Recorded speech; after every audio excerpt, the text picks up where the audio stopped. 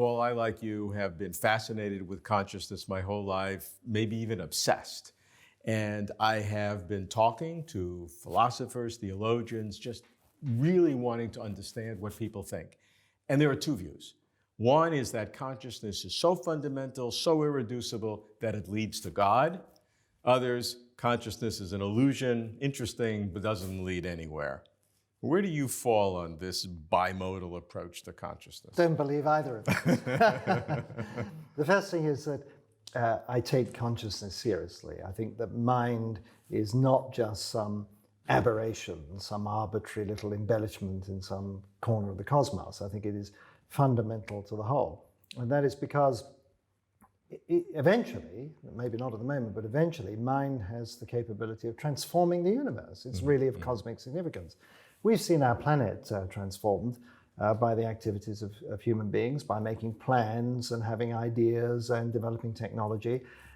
I once took the trouble to work out the weight of a thought. What is the weight of a thought? It's about 10 to the power minus 80 of the weight of the universe. So, you know, it's in terms of its mass or its force or anything like that, it's completely insignificant compared to the rest of nature, but it has the ability to completely transform the world. Now, at the moment, we've transformed our planet. We can imagine that in millions of years' time, our descendants may transform the solar system. Who knows, eventually the galaxy, perhaps the entire universe. So it has that ability. So that's one reason I take it seriously. The other is because human minds in particular amount to more than just providing the observation of the world around us. That they also lead to understanding that through science and mathematics, human beings have developed the ability to understand nature and the rules on which nature runs. This is not something that is apparent in daily life. When Newton saw the apple fall, he didn't just see a falling apple. He saw a set of differential equations connecting the motion of the apple to the motion of the moon. That's the sort of information you would never, ever get in a million years just by looking and noting and not understanding at this deeper mathematical, theoretical level. From my point of view, consciousness is simply a vehicle to comprehension. And that's something that I take very seriously indeed. So here is a universe which has engineered its own comprehension. It's engineered living beings who can come to understand the universe. Now, does that lead to God?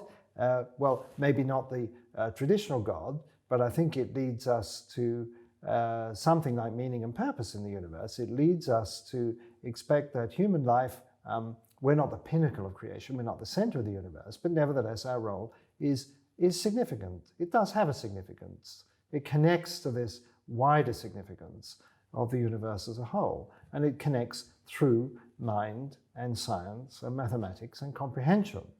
So that is my path, that it's not an arbitrary, trivial little thing, but it's not bestowed by God. It's not like there exists a super being who's got a sort of supply of minds or souls and stuffs them into beings like a production line. I think that's all totally ridiculous. So I think consciousness, mind, emerges out of nature, but it links to the deepest processes of nature. So this is all part of my philosophy that the universe forms a sort of self-consistent, self-explanatory principle or loop. The first part of what you're saying conforms directly with what those who would say that consciousness comes out of the universe, but it is not fundamental, and it is an accident, and it's perhaps an illusion, but even if it's not an illusion, it's just the emergent property.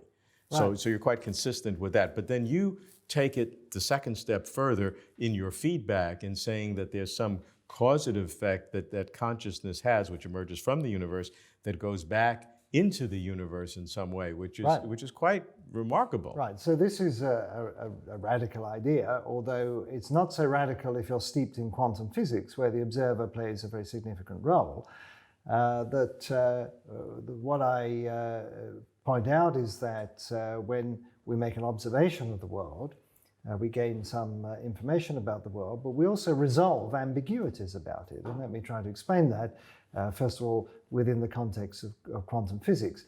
So there's a certain sort of fuzziness at the atomic level, which is given to us by Heisenberg's uncertainty principle. It says that you set up an atom in a certain state, and then if you look at it at a future time, the values of the things you want to measure get sort of smeared out, fuzzed out in some way, and when you make a measurement, you resolve some of that fuzziness. But it works both ways in time. Heisenberg's uncertainty principle goes into the past as well as into the future. And so when we make an observation of an atom, we can resolve something about its past. Now, I think in the popular mind, there's this notion that there's a unique history that connects, say, the Big Bang, the origin of the universe, with the present state of the universe. That we may not know what that history is, but in principle, there's just one history, one historical path connecting the two. Quantum physics says that's just a load of baloney, that there's an infinite number of histories, an amalgam of histories, and they're all folded in together. And if you know nothing at all about the past of the universe, you must take all of these histories. Now, when we make observations, what we're doing is chipping away at these histories and removing some of them. We're culling them. And in principle, if we could fill the entire universe with observations, we would then home in on something like a unique history. And so the act of observation, in part, resolves something about the histories of the universe.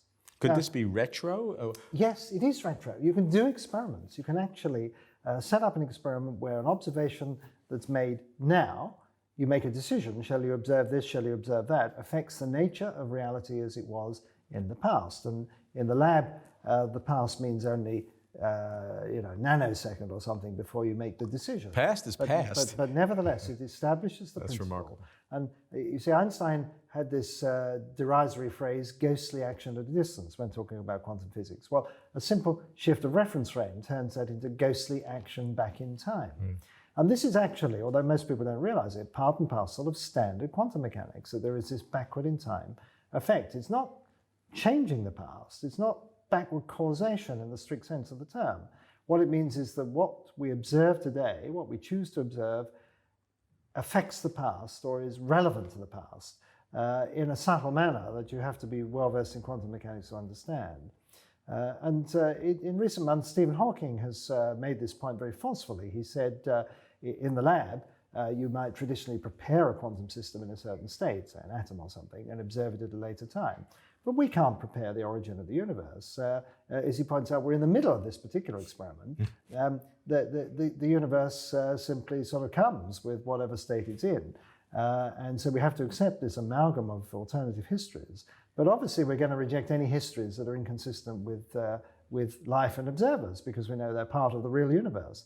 And so the very existence of human beings is, so to speak, culling all those alternative histories. But then when we go on and make more and more observations, so we whittle it down. Now, I think that is part of standard quantum physics, although it's expressed in an unfamiliar way.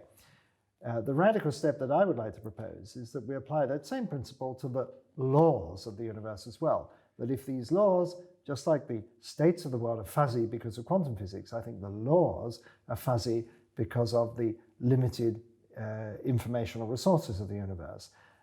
But by making observations now, we can help sharpen those laws in the past. So this is where the feedback loop comes in, that the laws start out unfocused and fuzzy, that eventually there's life and observers that link back through, just like in quantum mechanics, back in time through making their observations and help sharpen those laws in a way that's self-consistent with their own existence. So here we have a universe that has an explanation within itself, that the observers that arise play a part in selecting the very laws that lead to the emergence of observers. You've used some interesting words, selecting, self-consistent, but is that not backward causation, which seems to fly in the face of everything that seems to work in the macroscopic world? Right. It's not causation in the familiar sense that you can do something and make a change. You're not changing the past. It's just that there are many pasts. The past is fuzzy and unresolved. And so what happens later on helps bring about a resolution of it. And that's a subtle distinction. So it's not that, oh, well, we don't like the laws of physics, so let's make a few observations and we change those laws back in the Big Bang. We can't do that. And I should also point out that although what I'm saying sounds pretty bizarre and pretty radical. It's not a new idea. It's an idea that goes back in philosophy a long way, but in science it goes back at least 30 years to the work of John Wheeler, who first suggested this type of feedback loop. But certainly consciousness plays a critical role in this process, because you are using consciousness to select among these laws to cull back history. Right.